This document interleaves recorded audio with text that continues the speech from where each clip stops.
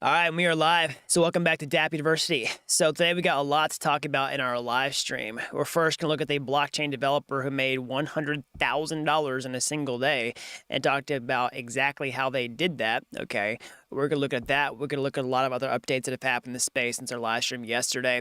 Again, we do these live streams Monday through Friday on this channel. Just subscribe, turn on the notifications. You're going to find out about those whenever we go live. We're going to take a quick look at the crypto markets, answer some of your questions, and a whole lot more. So if you're new around here, hey, I'm Gregory. And on this channel, I turn you into a blockchain master. So if that's something that you're interested in, then smash that like button down below for the YouTube algorithm. That really helps these videos out. And subscribe to this channel. And if you want to become a blockchain master, step-by-step, start to finish, land your first blockchain job, actually, I do that over at dappuniversity.com/bootcamp. So we got people jumping in the chat here. We've got Dale, Kodia, Above Realty, Eileen, Jay, Turbo Gamer, Major, Solta, Ajit, Steven, Jao, Byron. Welcome. So let's go ahead and jump into this. Let's look at this developer who made $100,000 in a single day, and how they did that, and how you can look for these same types of opportunities, okay? So I saw this come across Twitter the other day. I wanted to bring it up in one of our previous live streams we did earlier this week, but there's been so much going on with other things that I want to focus on, and I figured I would go ahead and just save it for today to have a sort of dedicated opener to our stream today. So let me see if I can pull this up on my screen here. All right, so my screen is working. So yeah, I saw this come across Twitter the other day by one of the users here who said that they found a vulnerability, okay, in OpenSea. Okay, so OpenSea, is the biggest NFT marketplace by a significant margin. And basically, this user here discovered a vulnerability at OpenSea.io, okay? Reported it through HackerOne, okay? In less than 12 hours, they had triaged, reproduced, patched, and awarded me a sizable bounty. You can see here, OpenSea rewarded the bounty of $100,000, okay? So this is pretty crazy. All right, so what happened? Well, basically, we have a user using OpenSea. Let me see, pull it up here. And discovered the vulnerability. We don't exactly know what it is. We didn't mention it. I have a feeling they wanted to keep that, for security reasons and, well, lots of other reasons, sort of close to the chest and not disclose that particular information. But basically, the vulnerability looks like it was inside of the actual OpenSea site in some way or another. So why do I think that? Well, basically, a lot of these, blockchain platforms put out bug bounties to say, hey, if you find a certain issue with any part of our tech stack, we'll pay you for that, for disclosing it to us and not, exploiting the vulnerabilities yourself for some type of financial gain. We'll pay you instead, okay? And so they post these things on multiple websites. I'll talk about those here in a minute. But one of them is a HackerOne, and okay, I mean, it's pretty obvious because I was able to just look at that from the tweet here. So HackerOne is a platform where you can essentially post bug bounties as a company, and then also you can look for bug bounties as a user and see what level they will pay you in order to disclose those. So putting two and two together here, the payout was for $100,000, and that looks like that is the reward tier listed for critical vulnerability on OpenSea.io, and that's different from the OpenSea Seaport contract, which is the main smart contract that's used to facilitate the transfer of non-fungible tokens, and also the Polygon and Clayton contracts. So it looks like, and he even mentioned the tweet that was on OpenSea. .io, so the actual site itself. So we don't exactly know what it was, but that looks like it's consistent with the payout tier and also with the project that he mentioned in the tweet there. So that's how I was able to find this, disclose it, and all this happened, in basically a day. Okay, that's pretty crazy. They said in less than 12 hours, they had triaged, reproduced, patched, and awarded him with a sizable bounty. Okay, so you know, this is not the first thing that we've seen like this come up. Okay, I've talked about multiple different you know, security bugs that have popped up with other developers making sizable amounts of money.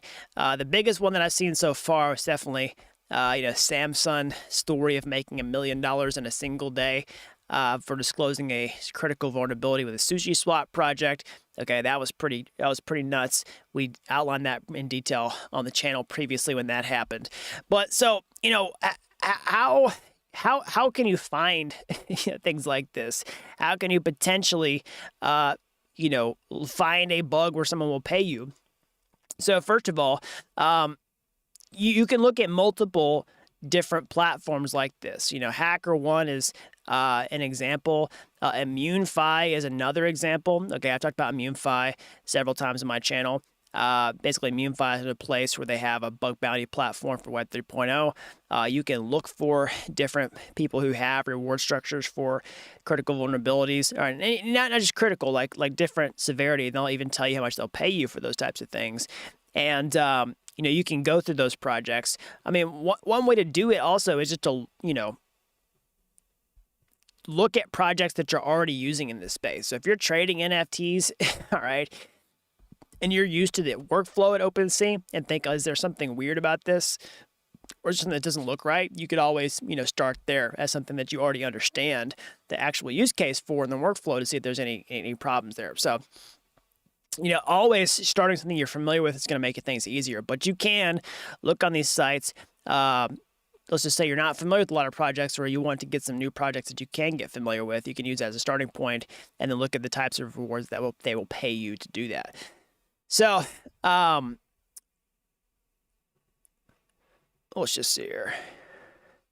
So some people ask me, you know, how do you actually learn the skills to do something like this, like security auditing and bug bounties? Well, first of all, you definitely need to understand the programming languages that you're using to create these types of things. You're able to create applications for yourself.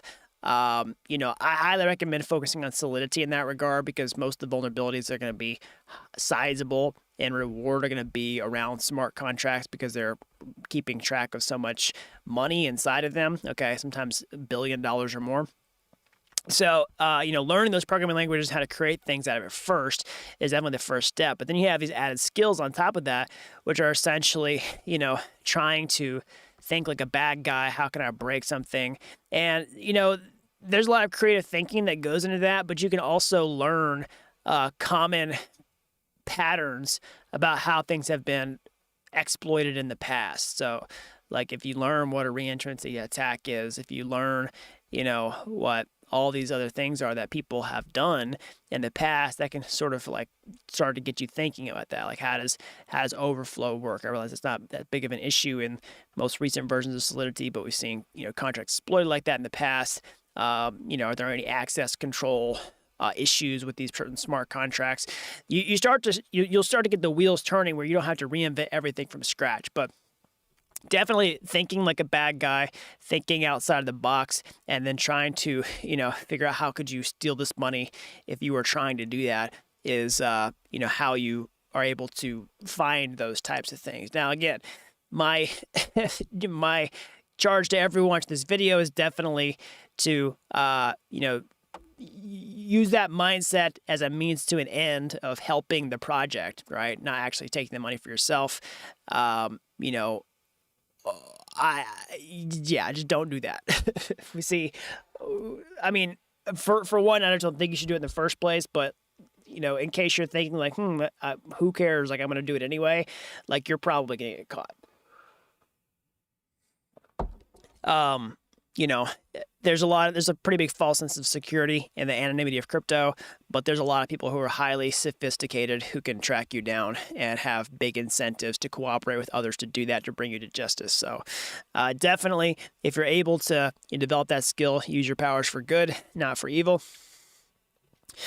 So anyway, speaking of these bug bounties, like I said, there's several platforms that you can look on.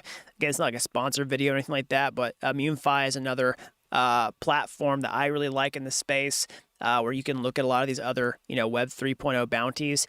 And I saw this come up previously this week. I didn't mention it on my streams, but if it gives you any indication of how, serious this space is, Framework Ventures just led a $24 million fundraising round for ImmuneFi. Okay, and that news hit earlier this week. So, this is a big opportunity in the space. If you follow the money and see what people are investing in, particularly in this like bear market that we're in, like that's a pretty good indication that, this is a big opportunity. And it wouldn't be, a big opportunity unless there was also a big opportunity for developers to participate in these types of things too.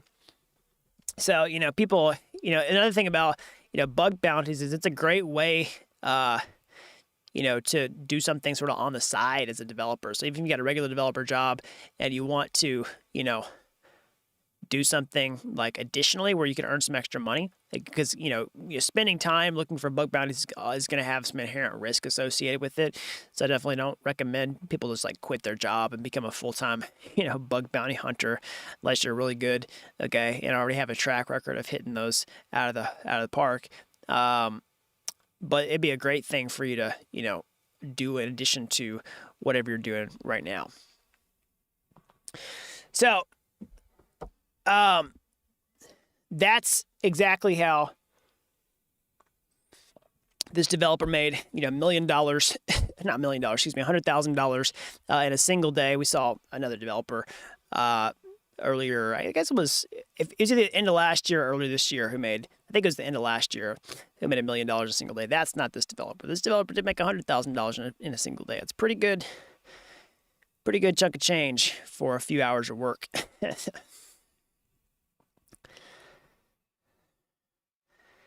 So let me know what y'all think in the comments below. Have you tried to do any bug bounties?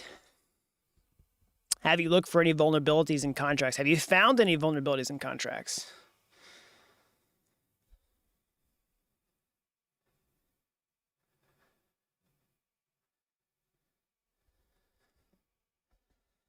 See ya, Swapnil.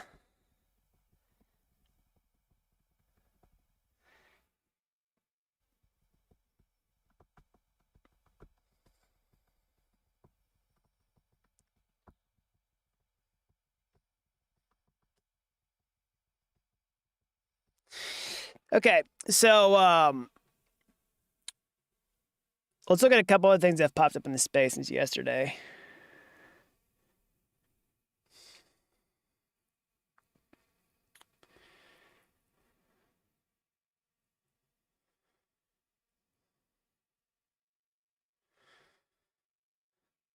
I had a link pulled up here, but it's now gone. Hold on one second.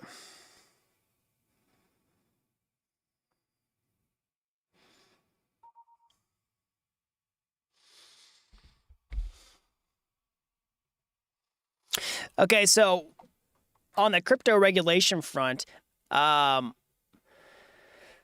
we saw a pretty interesting thing floating around, and we don't have full details on this just yet. Okay, I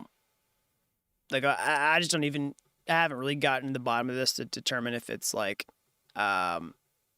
if what's being circulated is really true, if we fully understand this, and if it is true, is this something that it's has anything final. So basically, the CFTC find a DAO and its members as an unincorporated association to the tune of $250,000. So basically, this is a new thing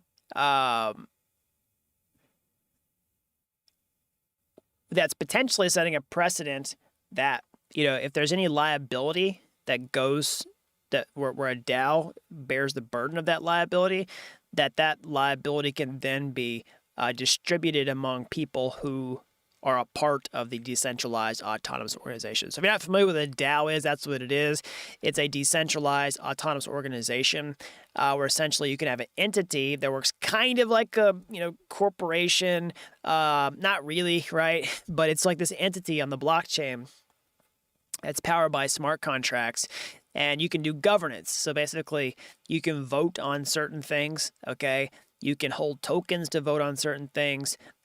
You can participate and all that type of governance to determine how money is spent, to determine how XYZ happens within this organization. That you have a common enterprise and you have all these people who are working together for the betterment of that common enterprise. And so, we've seen a lot of things develop in the DAO space where, DAOs could be recognized legal entities. I think like in the state of Wyoming or something like that. That happened in the last year. A lot of big, changes in how, we use DAOs. And that's always had a kind of a questionable, how's it going to work legally? Like, could a DAO own property as an LLC, like physical property? You know what I mean? Like, there's all these questions. But now we're starting to see an interesting precedent where DAOs could have this potential liability, and how that liability could be assumed to every single person who is potentially associated with that DAO. So basically, the CFTC filed a federal civil enforcement action in the U.S. District Court of the charging the DAO with all these different things.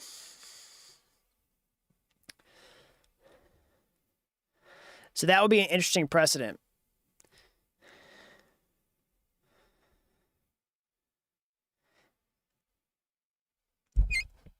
So again, we are sort of in a sort of a limbo period of crypto regulation.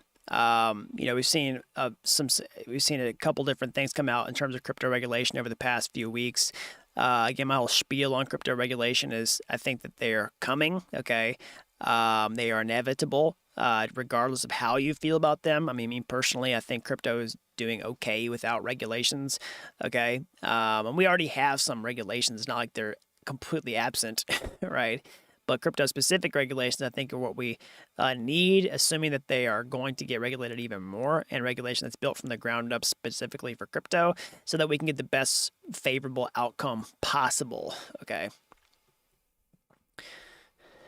And in my opinion, this is not a good example of that.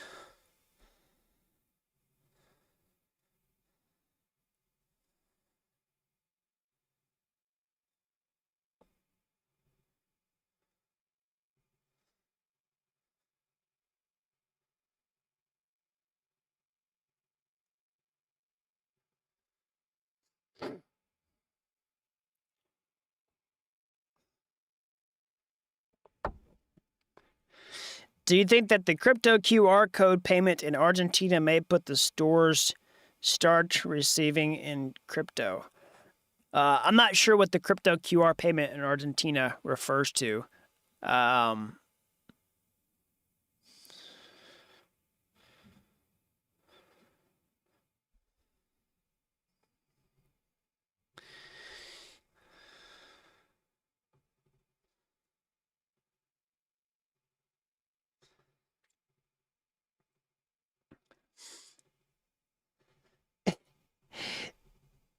You should stop to publish clickbait titles. Clickbait. I like it.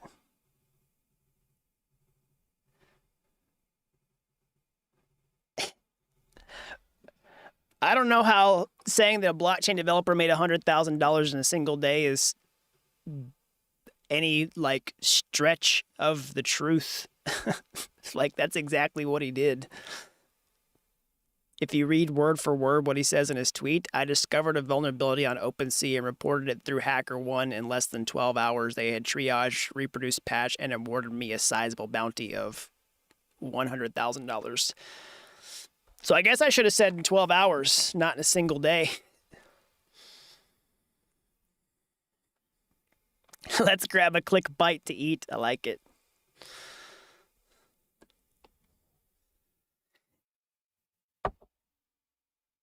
Yep, but it's a drop in the sea. How many times have you made $100,000 in a day?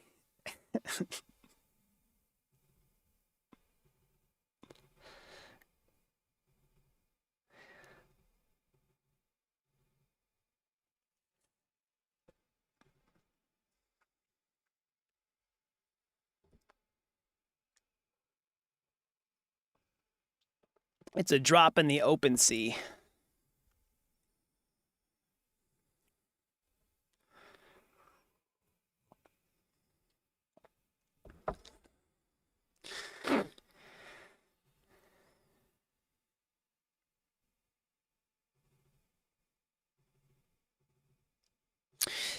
Okay, so let's go ahead and take a look at the quick look at crypto markets here too.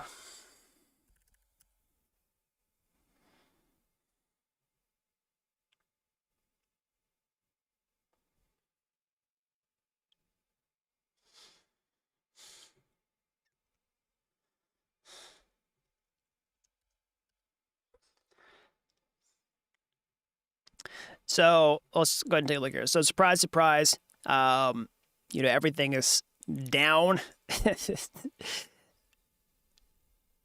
I had to guess without looking at what the price of the S&P 500 is, I would say, I'm not going to look. Let's just look. So everything's basically headed in the same direction. Okay. And this is the S&P performance.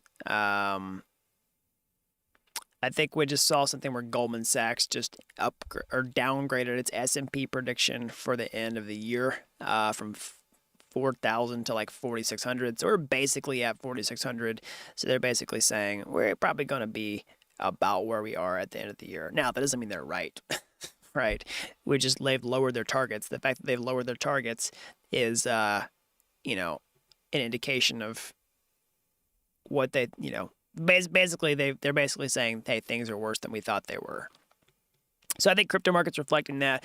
Again, everything's pretty highly correlated right now. Nothing is really doing well. Okay. Stock markets headed in the same direction that crypto is. They're both highly correlated to the downside. We're seeing the dollar continue to increase in value. We're seeing interest rates continue to increase.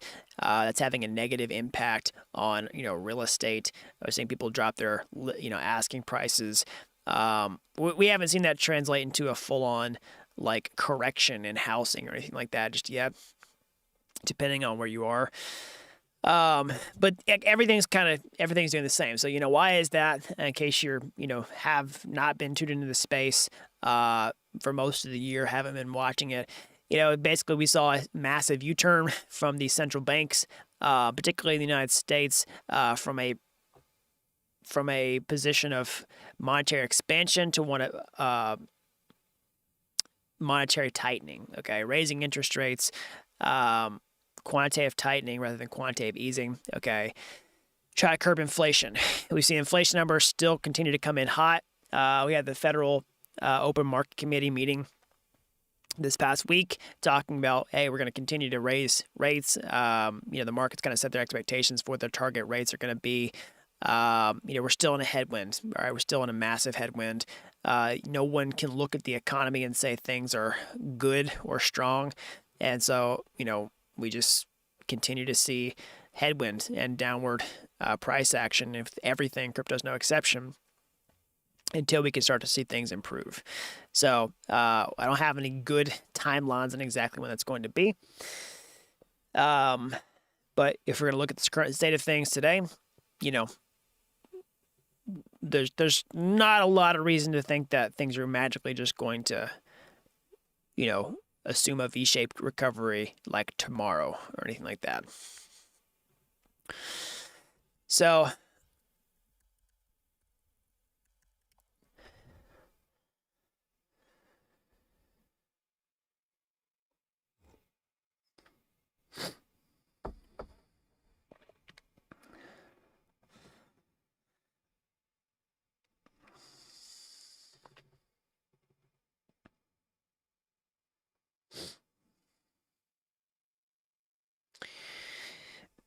let's go ahead and take a look at, I want to take a look at what's going on with ETH, particularly around the ETH supply since we had the merge. Okay, we're going to talk more about the, what's going to come down the pike for ETH later. So we did have the merge. I think that's one of the reasons we're also seeing, ETH particularly drop more than things like Bitcoin and others over the past 7 days. I think we've had a little bit of a, buy the rumor, sell the news situation with ETH, where maybe the price got a little bit inflated ahead of the merge with some sort of high expectations and a merge trade, all that type of stuff. Like we talked about it pretty extensively on the channel before then. That was a very likely scenario. Of course, long term, I'm super bullish the potential for ETH, the asset itself, because of what's happening with the ETH supply. Okay, long term. Okay, keyword long term. Based on the fee burning, the reduced issuance, all that type of stuff. Now, I want to clarify something about this, and I was very clear about this ahead of the merge, that my view of a deflationary ETH will be on very long time frames, like on an annualized basis, assuming that we have sustained network activity. So some people have been talking about this, how essentially the ETH supply, like the ETH merge didn't do anything they thought it was going to. Like, it didn't reduce the gas fees. Okay, it didn't make ETH faster. And it didn't make ETH deflationary. So again, if you were watching the channel before I was talking about this, I talked extensively how, of course, ETH merge is not going to fix the gas fees. That's what layer 2s are for. And how it wouldn't necessarily instantly make ETH deflationary, but we'd have to look on long periods of time to observe that type of thing. So we saw some initial, downward trajectory on that. I'm not sure why my thing is not scrolling out. This website's pretty resource intensive. But what I do want to highlight here is what would have happened to the ETH supply if we were still on proof of work. So the cool thing about ultrasound money is you can simulate a pre-merge ETH world or a proof of work ETH world by clicking this. Okay, so basically, you can look at this chart and say, oh, that's bad. Like, ETH is still inflationary. Like, the ETH supply is going up. But compare it, like, it was deflationary here, right, from the initial launch. And we see these little deflationary periods go up and down, okay? But what would it have done if we were still on proof of work? Well, that's basically where your dotted line comes into play. So that shows you how, like, that shows you how, like, right now we're here, okay, we would be here. That's a pretty big difference, and that's what you can see by that 90% drop in issuance post-merge. So it's not deflationary, but it's way less inflationary, okay? So that's still a step in the right direction. Now, of course, that's just the supply side of things. When you're in an environment like we're in, where the net demand is still decreasing for things like just crypto in general, particularly on ETH after the merge, sort of like selling the news situation. The supply side factors are going to be less of a factor in the overall equation. I mean, price is a function of supply and demand. Of course, the supply side of things has improved, but the overall demand for just crypto in general is just continuing to go down. So, I talked about it pretty extensively before the merge, and I just want to reiterate that after. We're still going to need to be in at least a demand neutral environment for crypto in order for that to really see an impact on the price.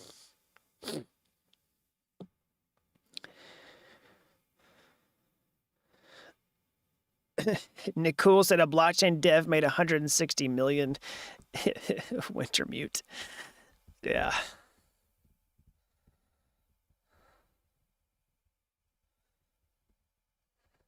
That's the problem. Some people, we got people in the chat complaining like, oh, it's clickbait title because I said a blockchain developer made $100,000 in a day. Somebody else said, oh, that's just a drip in the bucket. And then, Niluk, sorry, I might have said Nicole. Niluk here saying a blockchain dev made 160 million with Wintermute. As the problem, if I'd said that in the title, that's when everybody would be like, oh man, no, you can't say that. It's actually more believable if they make $100,000 in a day. That seems a lot more possible because, it's just a person on Twitter. They talked about it. You can see it on HackerOne. There's ways where you can go look for similar opportunities yourself on HackerOne and do it without going to jail.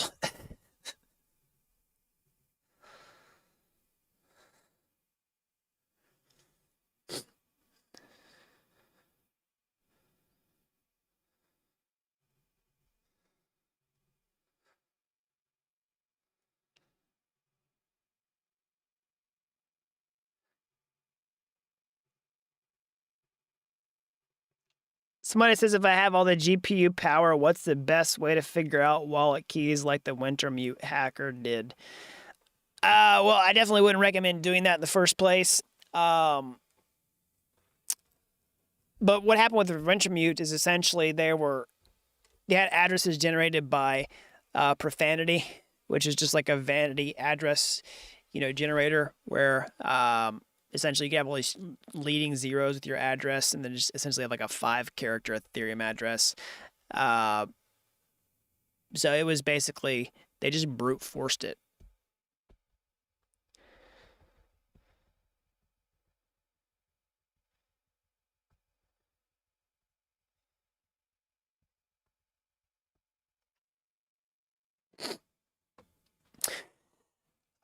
All right, good questions, everybody. That's all I got for today. As always, smash that like button down below for the YouTube algorithm. Subscribe to this channel if you haven't already.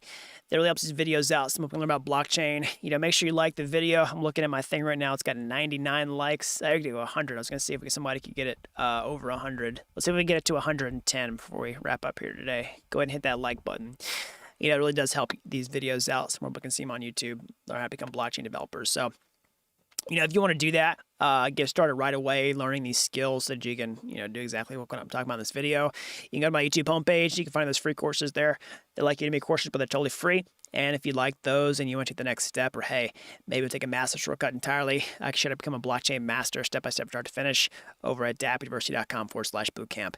You don't have to be an expert to get started today. Help people with zero coding experience become real-world blockchain developers in a matter of months. So that's all I've got. And until next time,